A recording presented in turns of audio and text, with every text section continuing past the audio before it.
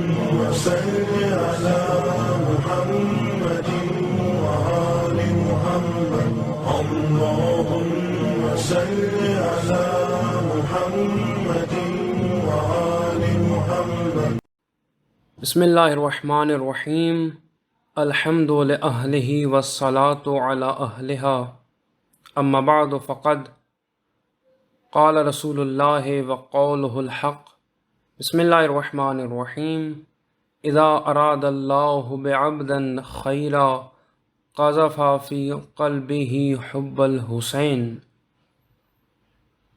مبالین حیدر قرار رسول کریم کی ایک شور آفاق حدیث کہ جس کے اندر آپ نے ارشاد فرمایا کہ جب خدا کسی انسان کے ساتھ بھلائی کا ارادہ کر لیتا ہے، خدا یہ چاہتا ہے کہ اس کے بندے کو خیر پہنچے، قذف فی قلبہ حب الحسین، تو خدا اس کے دل میں حسین کی محبت ڈال دیتا ہے۔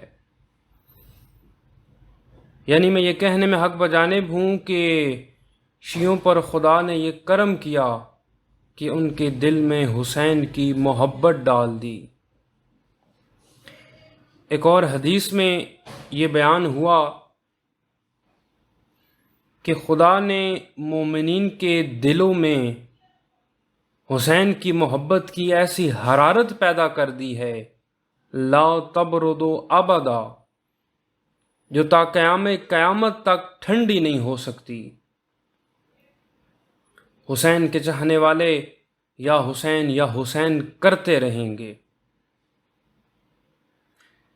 آج میں چاہتا ہوں کہ آپ کو بتاؤں کہ زائر امام حسین کا مقام کیا ہے۔ روایت میں بیان ہوتا ہے اور کتاب کا حوالہ ہے کامل الزیارات، کتاب کا حوالہ ہے کامل الزیارات، بہت ہی شور آفاق تصنیف ہے۔ اس کے اندر یہ حدیث بیان کی گئی ہے، روایت موجود ہے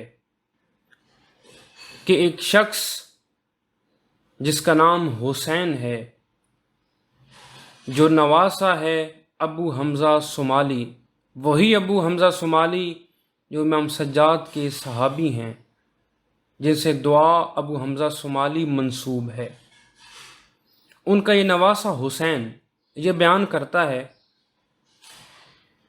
کہ آل مروان کے زمانے میں بنو امیہ کی حکومت تھی اور بالکل اپنے اختتام کو پہنچی ہوئی حکومت تھی، تو اس وقت بنو امیہ کے مظالم اور بھی بڑھ چکے تھے۔ اس زمانے میں امام حسین کی زیارت پر حکومت کی جانب سے پابندی تھی۔ جو امام حسین کی زیارت کا ارادہ کرتا اسے قتل کر دیا جاتا۔ یہ جو آج آپ دیکھتے ہیں چلم امام حسین پر کروڑوں کی تعداد میں شیعہ موجود ہیں، امام حسین کے چاہنے والے موجود ہیں، تاریخ میں یہ اس طرح نہیں تھا۔ امام حسین کی زیارت کرنے والوں کو قتل کر دیا جاتا تھا، پھر بھی لوگ اپنی جان ہتھیلی پر رکھ کر امام حسین کی زیارت کو آتے۔ اور ان سختیوں کی ایک جھلکی آپ نے صدام کے دور میں عراق میں دیکھی۔ بہرحال حسین نواسہ ابو حمزہ صومالی کا وہ یہ بیان کرتا ہے کہ میں نے زیارت کا ارادہ کیا، میں کوفہ سے کربلا کی جانب چلا، چھپتا چھپاتا، لوگوں سے بچتا بچاتا، میں کربلا کے قریب پہنچا۔ میں نے رات گہری ہونے کا انتظار کیا۔ جب آدھی رات گزر گئی اور مجھے یقین ہو گیا کہ اب حکومت کے کارندے وہاں موجود نہیں ہوں گے، تو میں امام حسین کی قبر کی جانب چلا۔ میں جب قبر کے قریب پہنچا تو ایک شخص سامنے آ گیا، نمودار ہوا۔ اس کو دیکھ کر میرے اوپر خوف طاری ہو گیا، اس کی ہیبت دیکھ کر میں مبہوت ہو گیا۔ اس نے کہا تیرا اجر ہو چکا ہے، تو لوٹ جا۔ حسین بیان کرتا ہے کہ میں ڈر گیا، میں واپس چلا اور ایک جگہ چھپ گیا۔ طلوع فجر کے قریب میں نے دوبارہ ارادہ کیا کہ زیارت امام حسین کو جاؤں۔ جب قبر کے پاس پہنچا تو وہ شخص دوبارہ نمودار ہوا اور اس نے کہا کہ چلے جاؤ، تمہیں تمہارا اجر مل چکا ہے۔ حسین بیان کرتا ہے کہ میں نے رونا شروع کیا۔ میں نے کہا بندہ خدا، میں کوفہ سے اتنے دور سے چلا ہوں، اپنی جان خطرے میں ڈال کر چھپتا چھپاتا یہاں تک پہنچا ہوں، میں چاہتا ہوں کہ امام حسین کی قبر کی زیارت کروں، مجھے اس سے محروم نہ کر۔ اس شخص نے بیان کیا ٹھیک ہے، اگر اتنی خواہش ہے تجھے زیارت امام حسین کی تو پھر انتظار کر، صبح ہو جائے۔ حسین کہتا ہے میں نے کہا کہ بندہ خدا بتا تو صحیح، اگر زیادہ صبح ہو گئی اور حکومت کے کارندے واپس آ گئے تو وہ تو مجھے قتل کر دیں گے۔ اس شخص نے جواب دیا کچھ انتظار کرو۔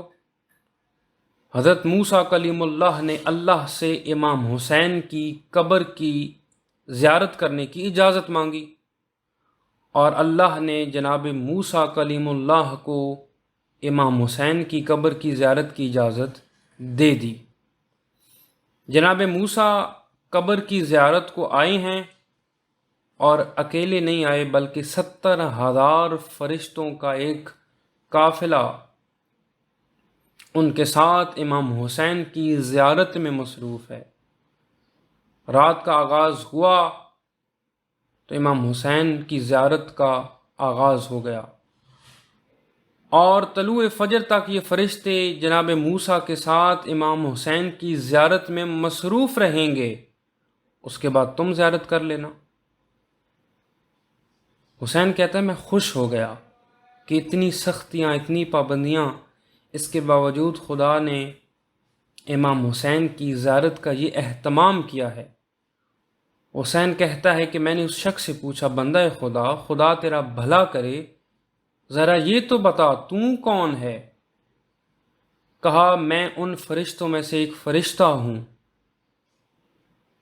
جنہیں اللہ نے امام حسین کی قبر کی حفاظت کے لیے مامور کیا، اور تا قیامت تک ہم یہاں رہیں گے، امام حسین کی قبر کی حفاظت بھی کرتے رہیں گے، اور جو امام حسین کی قبر کی زیارت کو آتے ہیں، جو زائرین امام حسین ہیں، ان کے لیے استغفار بھی کرتے رہیں گے۔